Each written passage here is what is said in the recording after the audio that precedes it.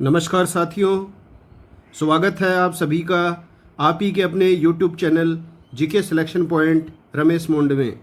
साथियों, राजस्थान के इतिहास के अंतर्गत आज मैं आपके बीच लेकर आया हूँ मारवाड़ का राठौड़ वंश।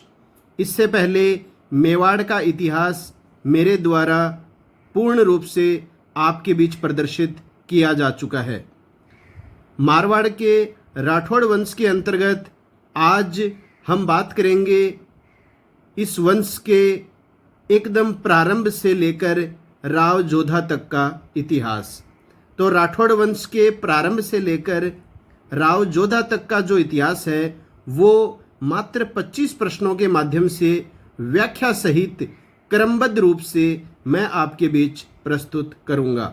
साथियों, अगर वीडियो पसंद आए तो इसे आप लाइक ज़रूर कीजिए, अधिक से अधिक साथियों में वीडियो को शेयर करें और यदि चैनल पर नए हैं तो चैनल को सब्सक्राइब ज़रूर करें, बेल आइकन को दबाएं ताकि मेरे द्वारा हर बुधवार तथा शनिवार को प्रातः 9 बजे प्रदर्शित किए जाने वाले वीडियोस के नोटिफिकेशन सबसे पहले आपको प्राप्त हो सकें। तो शुरू करते हैं आज का वीडियो। पहला प्रश्न है, मारवाड़ के अंतर्गत आने वाला क्षेत्र है। तो देखिए साथियों, ये प्रश्न कई बार परीक्षाओं में आ जाता है कि कौन सा क्षेत्र मारवाड़ के अंतर्गत आता है या नहीं आता है। तो मारवाड़ के अंतर्गत आने वाले क्षेत्र हैं जोधपुर, बीकानेर, बाड़मेर, जालोर, नागौर और पाली क्षेत्र। तो ये जो क्षेत्र हैं ये मारवाड़ के अंतर्गत आते हैं। जोधपुर जो है ये मारवाड़ के नाम से जाना जाता था पहले। इसके अलावा बीकानेर, बाड़मेर, जालोर, नागौर और पाली क्षेत्र भी मारवाड़ के अंतर्गत आने वाले क्षेत्र हैं। अब देखिए साथियों, राजस्थान में अरावली पर्वत श्रृंखला का जो पश्चिमी क्षेत्र है, अरावली पर्वत श्रृंखला के पश्चिम में जो क्षेत्र है उसको मारवाड़ के नाम से जाना जाता है। मारवाड़ का वास्तविक नाम अगर आपसे पूछा जाए तो इसका वास्तविक नाम है मरुस्थल या मरुत्थान। मरुत्थान का शाब्दिक अर्थ हम बता सकते हैं मृत्यु का प्रदेश। दूसरा प्रश्न है, राठौड़ शब्द की उत्पत्ति किस भाषा से हुई है। तो कई बार परीक्षाओं में प्रश्न आता है, राठौड़ शब्द की उत्पत्ति जो है वो संस्कृत भाषा के राष्ट्रकूट शब्द से मानी गई है और राष्ट्रकूट का प्राकृत रूप जो है वो है रटूड। तो राष्ट्रकूट का प्राकृत रूप रटूड है और इसी से राठौड़ शब्द बना है। अगला प्रश्न वेरी इंपॉर्टेंट है, राठौड़ों की उत्पत्ति से संबंधित महत्वपूर्ण तथ्य। तो उत्पत्ति के संदर्भ में ये 3 तथ्य मैं आपके बीच प्रस्तुत कर रहा हूँ जो परीक्षाओं में मोस्टली पूछे जाते हैं, तो आप ध्यान में रखिए। सबसे पहला है कर्नल जेम्स टोड का कथन। तो कर्नल जेम्स टोड ने जो है वो क्या उत्पत्ति के संदर्भ में अपना मत दिया है राठौड़ों की। तो देखिए साथियों, इन्होंने वंशावली के आधार पर राठौड़ों को सूर्यवंशी माना है। तो वंशावली के आधार पर राठौड़ों को सूर्यवंशी किसने माना है? कर्नल जेम्स टोड ने माना है। अगला दूसरा जो मत है वो है दयाल दास। इन्होंने भी राठौड़ों को सूर्यवंशी बताते हुए इन्हें ब्राह्मण के वंश में होने वाले भल्लराव की संतान माना है। तो ब्राह्मणों के वंश में होने वाले भल्लराव की संतान कहकर संबोधित किया है राठौड़ों को दयाल दास जी के द्वारा। इसके अलावा राज रत्नाकर के अनुसार राठौड़ जो हैं वो हिरण्यकश्यप की संतान माने गए हैं। अगला प्रश्न है, मारवाड़ क्षेत्र पर प्रारंभ में किसका साम्राज्य था। तो मारवाड़ क्षेत्र पर जो है वो प्रारंभ में साम्राज्य था गुर्जर प्रतिहारों का। देखिए साथियों, गुर्जर प्रतिहार जब इस क्षेत्र में कमजोर हुए तो इस क्षेत्र को बदायूं से आए हुए राठौड़ों ने विजित कर लिया तथा यहाँ राठौड़ वंश की स्थापना की। अगला प्रश्न है, मारवाड़ में राठौड़ वंश का संस्थापक कौन था। वेरी इंपॉर्टेंट है, कई बार परीक्षाओं में रिपीट होता है। तो मारवाड़ में राठौड़ वंश का संस्थापक जो था वो था राव सिहा। ये आपको ध्यान में रखना है, मारवाड़ में राठौड़ वंश का संस्थापक कौन था? राव सिहा था और इनका काल जो था वो था 1240 से 1273 ईस्वी। और कन्नौज के शासक जयचंद गहड़वाल का पुत्र था राव सिंहा। देखिए साथियों, मोहनोत नैणसी के द्वारा इस संदर्भ में कुछ बात कही गई है। तो उनके अनुसार, मोहनोत नैणसी के अनुसार, मोहम्मद गोरी ने 1192 ईस्वी में तराइन का द्वितीय युद्ध जो लड़ा गया था, इस युद्ध में पृथ्वीराज चौहान तृतीय को पराजित किया था, आप सभी जानते हो। और पृथ्वीराज चौहान को हराने के पश्चात 1194 ईस्वी में चंदावर के युद्ध में कन्नौज के शासक जयचंद गहड़वाल को भी मोहम्मद गोरी के द्वारा पराजित किया गया था। इसके साम्राज्य को इसने नष्ट कर दिया। और कुछ वर्षों के बाद जयचंद के पुत्र सिंहाजी ने 13वीं शताब्दी में मारवाड़ में राठौड़ वंश की स्थापना की। तो मोहनोत नैणसी के अनुसार ये वक्तव्य दिया गया है। अब देखिए साथियों, एक प्रश्न और भी आता है कि मारवाड़ के राठौड़ वंश का वास्तविक संस्थापक कौन था। अगर आपको प्रश्न में वास्तविक संस्थापक पूछे तो उत्तर आएगा राव चूड़ा। और अगर प्रश्न आ जाए मारवाड़ के राठौड़ वंश का संस्थापक कौन था तो राव सिंहा। अब देखिए, राव सिंहा के संदर्भ में एक प्रश्न ये भी बनता है कि राठौड़ वंश का आदि पुरुष किसे कहा जाता है, या फिर आ जाएगा राठौड़ वंश का मूल पुरुष किसे कहा जाता है, या राठौड़ वंश का संस्थापक किसे माना जाता है। तो तीनों ही प्रश्नों के उत्तर आएंगे राव सिंहा।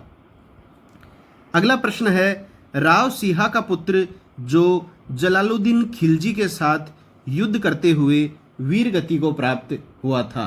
तो जलालुद्दीन खिलजी के साथ युद्ध करते हुए वीर गति को प्राप्त हुआ तो वो था राव सिंहा का पुत्र आसनाथ। अब देखिए, राव सिंहा की सौतेली रानी पार्वती सोलंकी का पुत्र था आसनाथ। तो हुआ क्या था साथियों, जलालुद्दीन खिलजी की सेना ने पाली पर आक्रमण कर दिया। और जब पाली पर आक्रमण कर दिया जलालुद्दीन खिलजी की सेना ने, तो आसनाथ जो था वो पाली की रक्षा के लिए खेड़ से रवाना हुआ। खेड़ से ये रवाना हो गया। आसनाथ व जलालुद्दीन खिलजी की सेना के मध्य 1291 ईस्वी में भयंकर युद्ध हुआ, जिसमें आसनाथ अपने 140 साथियों के साथ वीर गति को प्राप्त हो गया था। अगला प्रश्न है, राठौड़ वंश की कुल देवी है। तो राठौड़ वंश की कुल देवी जो है वो है नागणेची माता। अब देखिए, इसी के संदर्भ में एक बात और भी आती है कि आसनाथ का पुत्र था गुहड़। ये जो गुहड़ था, इसने राठौड़ों की कुल देवी की मूर्ति कर्नाटक से लाकर नागणा गांव बाड़मेर में स्थापित करवाई थी। तो राठौड़ों की कुल देवी की मूर्ति कर्नाटक से लाकर नागणा गांव बाड़मेर में किसने स्थापित कराई थी? तो आसनाथ का जो पुत्र था गुहड़, इसने करवाई थी। साथियों, अगर वीडियो पसंद आए तो वीडियो को लाइक ज़रूर करिया करें, ताकि मेरे को और ज़्यादा मोटिवेशन मिले, आपका सपोर्ट मिले, और जिस कारण से मैं कंटिन्यू वीडियो आपके बीच प्रस्तुत करता रहूं। और यदि चैनल पर नए हैं तो चैनल को सब्सक्राइब ज़रूर कर लें और बेल आइकन को भी दबा लें, ताकि मेरे द्वारा नियमित बुधवार और शनिवार को प्रदर्शित की जाने वाली वीडियोस के नोटिफिकेशन सबसे पहले आप तक पहुंच सकें। अगला प्रश्न है, मारवाड़ राज्य में सामंत प्रथा की शुरुआत किस शासक के द्वारा की गई थी? तो मारवाड़ राज्य में सामंत प्रथा की शुरुआत करने वाला शासक था राव चूड़ा। वेरी इंपॉर्टेंट क्वेश्चन है। अब देखिए साथियों, सामंत प्रथा क्या होती है, आपको सामान्य रूप से पता होना चाहिए कि राजा जब अपने सहगोत्रीय तथा सहकुलीय लोगों को अपने क्षेत्र में कुछ जागीरें प्रदान कर देता था, तथा उन जागीरों के संचालन की जिम्मेदारी भी राजा उन लोगों को दे देता था, तो इसको कहा जाता था सामंत प्रथा। और ये जिम्मेदारी ग्रहण करने वाले जो लोग थे वो समय समय पर राजा को जो है कर चुकाते थे, और राजा का सम्मान करने के लिए दरबार में नियमित उपस्थिति देते रहते थे। और जैसे ही ये राजा जो होता था, इसकी शक्ति कमज़ोर पड़ जाती थी, तो इन्हीं में से, जागीरों में से कोई जो एक योग्य शक्तिशाली व्यक्ति होता था, वो अधिकांश जागीरों को जीतकर राजा भी बन सकता था। तो इसी तरह की जो व्यवस्था थी वो थी सामंत प्रथा। अब देखिए, राव चूड़ा ने मंडोर की देखरेख अपने पुत्र सदा के हाथों में सौंप दी थी। तो आपको एक बात और बता दूं यहाँ पर कि मारवाड़ की प्राचीन राजधानी या मारवाड़ की प्रथम राजधानी यदि आपसे पूछा जाए तो वो थी मंडोर। और राव चूड़ा ने मंडोर की देखरेख जो है वो किसके हाथों में सौंप दी थी, तो अपने पुत्र सदा के हाथों में सौंप दी थी। और राव चूड़ा ने जो है वो नागौर क्षेत्र को भी जीत लिया था तथा नागौर के समीप राव चूड़ा ने चूड़ासर अपने नाम से चूड़ासर नामक नगर भी बसाया था। तो ये सारी जानकारियां आपको ध्यान में होनी चाहिए। अगला प्रश्न है, किन के साथ युद्ध में लड़ते हुए राव चूड़ा की मृत्यु हुई?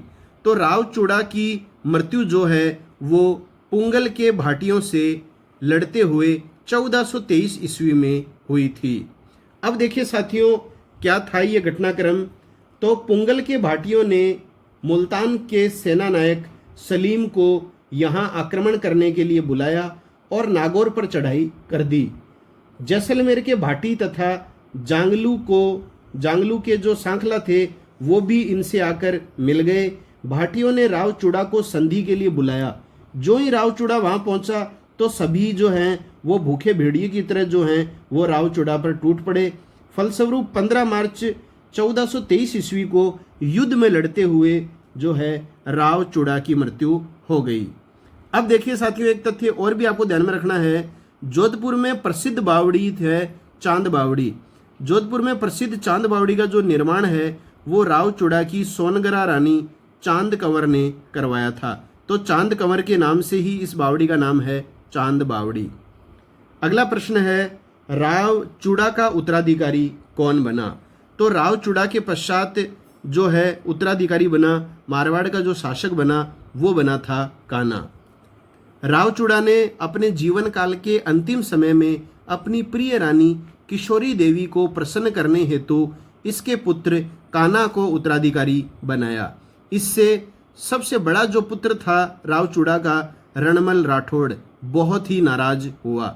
नाराज होने का कारण वाजिब है साथियों, क्योंकि सबसे बड़ा पुत्र था ये और योग्य भी था, तो कायदे से उत्तराधिकारी रणमल को ही बनाया जाना उचित होता। लेकिन राव चूड़ा जो था उसने अपनी प्रिय रानी किशोरी देवी के प्रभाव में आकर उसके पुत्र कान्हा को उत्तराधिकारी अपने जीवन काल में बना लिया था।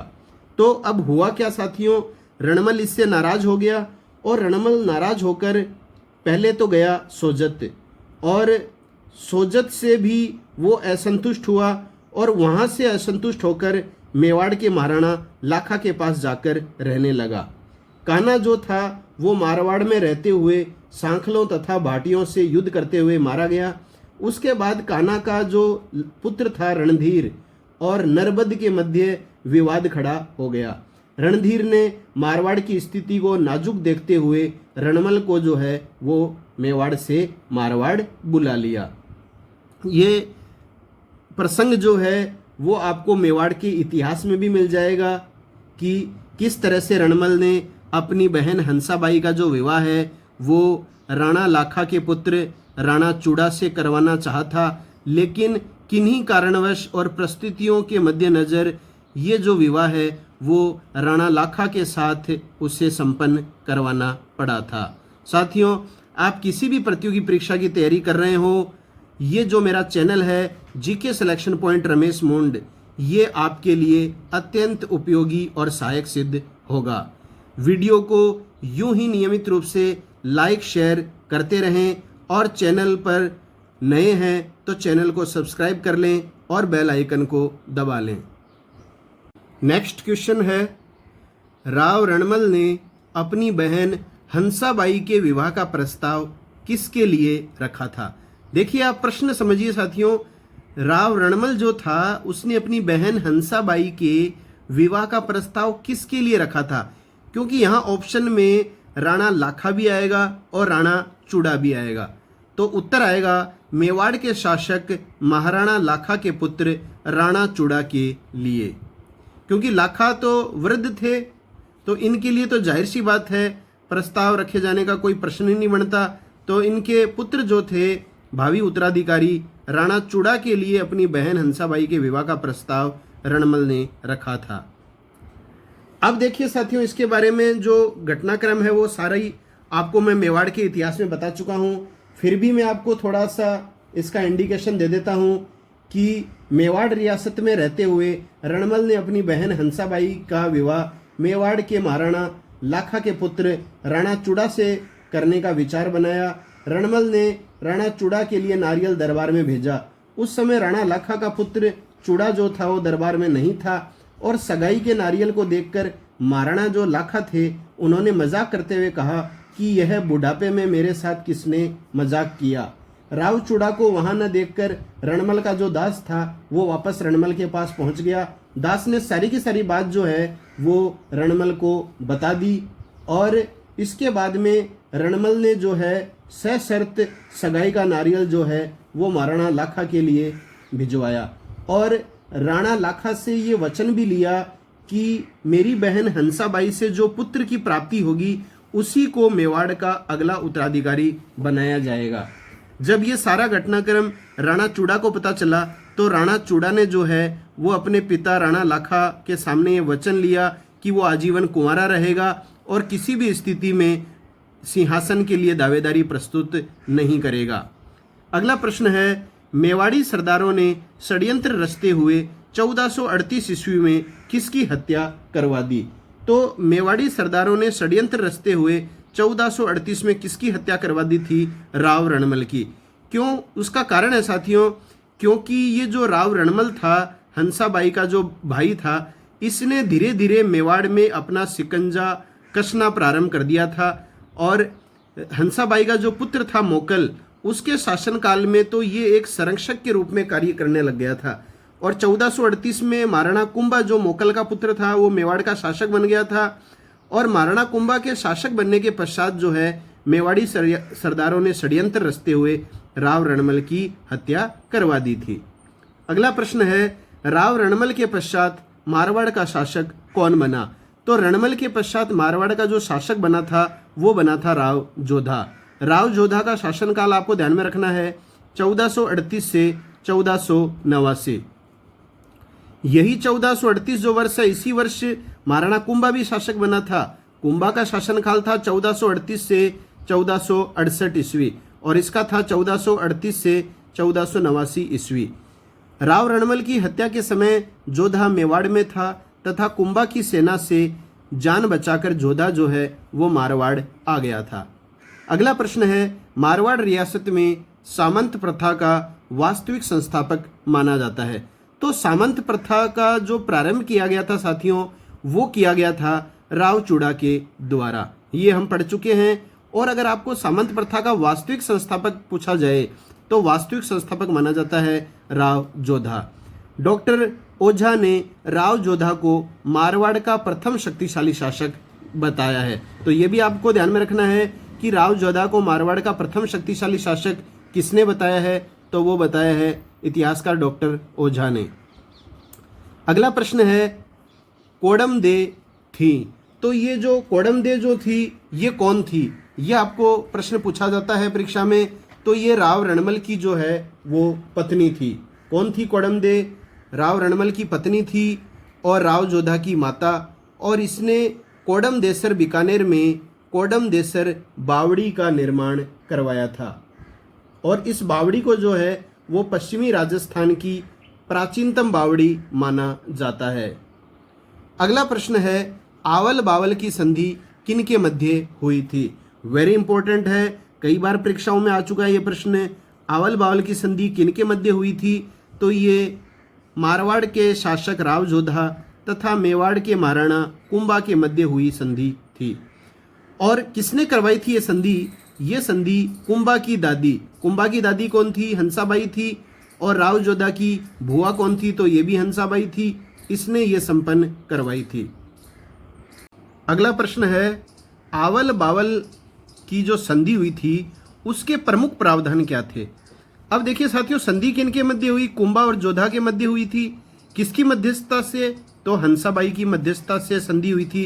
हंसाबाई चाहती थी कि मेवाड़ और मारवाड़ के संबंध हमेशा के लिए अच्छे बन जाएं, मजबूत हो जाएं और कोई भी पड़ोसी रियासत जो है वो हमारी रियासतों के ऊपर जो है वो आक्रमण नहीं कर दे। इसलिए जब तक दोनों रियासतें मिलकर नहीं रहेंगी, संगठित नहीं रहेंगी, तो इसी उद्देश्य से जो है वो हंसाबाई ने संधि करवाई थी, दोनों के मध्य आवल बावल की संधि। अब इसके प्रमुख प्रावधान क्या थे ये देखिए आप। इस संधि के तहत मेवाड़ तथा मारवाड़ के मध्य पुनः सौहार्दपूर्ण संबंध स्थापित किया गया। मेवाड़ तथा मारवाड़ की सीमा का निर्धारण भी हुआ। मेवाड़ व मारवाड़ की सीमा निर्धारण का मुख्य बिंदु क्या बनाया गया इस संधि के तहत, तो ये आपको ध्यान में रखना है, सोजत को बनाया गया था। और लास्ट प्रावधान है, राव जोधा ने अपनी पुत्री श्रृंगारी का विवाह रायमल से करवाया। तो ये जो चारों जो प्रावधान हैं वो आवल बावल संधि के प्रावधान हैं। आपको ये चारों प्रावधान जो हैं वो ध्यान रखने हैं। अगला प्रश्न है, राव जोधा की पुत्री जिसका विवाह मेवाड़ से मधुर संबंध बनाने के लिए मेवाड़ के महाराणा कुंभा के छोटे पुत्र रायमल के साथ की गई। तो राव जोधा की कौन सी पुत्री थी जिसका विवाह जोधा ने मेवाड़ के साथ अच्छे संबंध बनाने के लिए राणा कुंभा के छोटे पुत्र रायमल के साथ किया था? तो वो है श्रृंगार देवी। तो ये आपको पता ही है, आवल बावल संधि के प्रावधानों के तहत ये विवाह हुआ था ताकि अच्छा संबंध बना रहे दोनों रियासतों में। और ये जो श्रृंगारी देवी थी, इसने घोसुंडी स्थान पर जो है वो श्रृंगार बावड़ी का निर्माण भी करवाया था। राव जोधा ने महाराणा कुंभा का विश्वास प्राप्त करने तथा संबंधों को मजबूत बनाने के लिए ऐसा किया। क्या किया?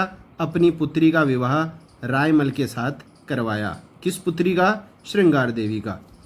अगला प्रश्न है, राव जोधा ने किसे पराजित करके मंडोर पर अधिकार किया? तो राव जोधा ने किसको पराजित करके मंडोर पर अधिकार कर लिया था?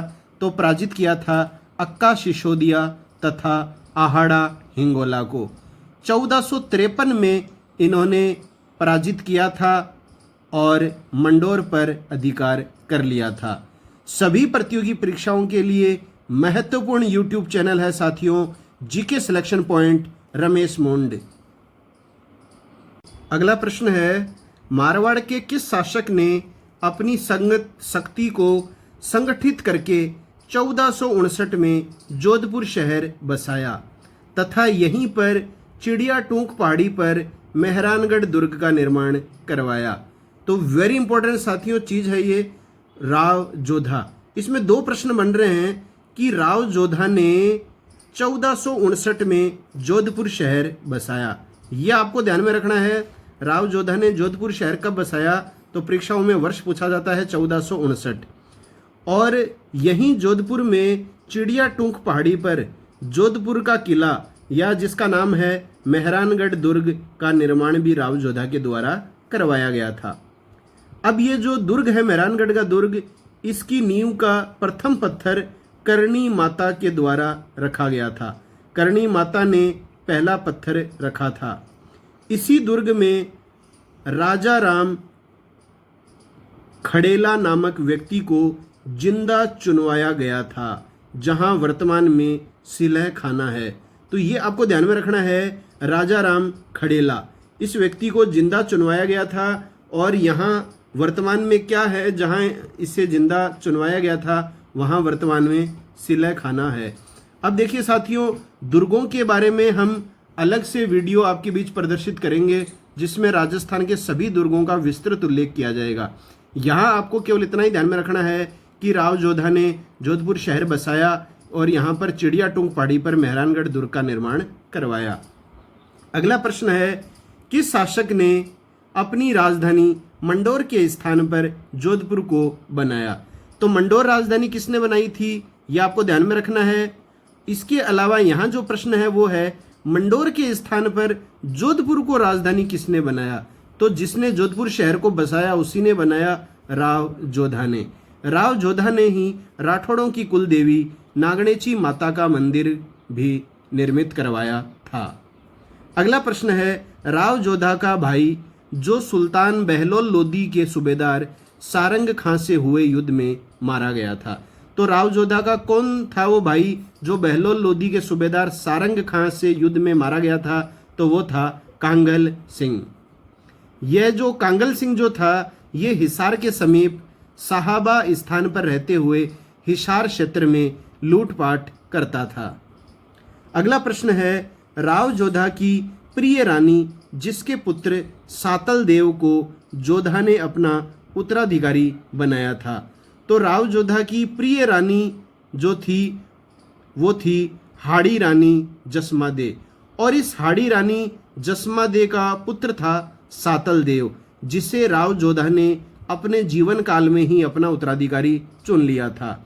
और जसमादे ने मेहरानगढ़ दुर्ग के समीप रानीसर तालाब का निर्माण करवाया था। अगला प्रश्न है, राव जोधा ने अपने बड़े पुत्र राव बीका, तो राव जोधा का बड़ा पुत्र था राव बीका, से कौन से वचन मांगे।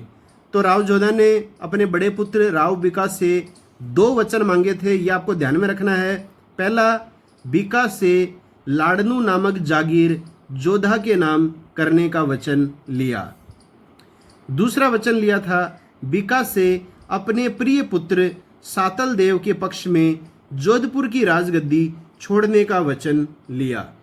तो ये 2 वचन जो हैं वो राव जोधा ने अपने बड़े पुत्र राव बीका से मांगे थे।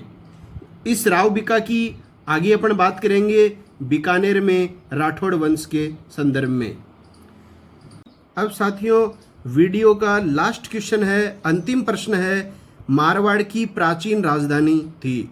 तो ये मैं आपको बता भी चुका हूँ और आपको पता भी होना चाहिए, प्राचीन राजधानी या प्रथम राजधानी थी मंडोर। इसको मंडावर भी कहा जाता है। और राव चूड़ा ने मंडोर को राजधानी बनाया था।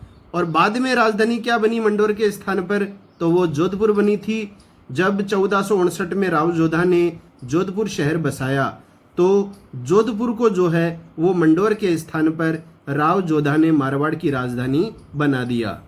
तो साथियों, आप किसी भी प्रतियोगी परीक्षा की तैयारी क्यों न कर रहे हो, चाहे आप RS प्री की तैयारी कर रहे हो, इसके अलावा शिक्षक भर्ती first grade, second grade, third grade writ, Rajasthan police, Delhi police, SI, पटवारी, ग्राम सेवक, railway, SSC, army, navy, air force, किसी भी प्रतियोगी परीक्षा की आप तैयारी क्यों न कर रहे हो, जीके के पोर्शन में आपके सिलेबस के संबंध में जो भी टॉपिक मेरे वीडियो पर प्रस्तुत किया गया है वो आपके लिए महत्वपूर्ण है।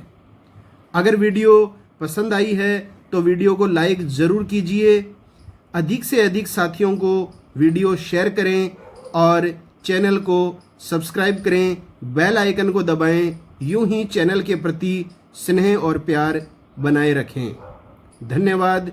जय हिंद, जय भारत, वंदे मातरम।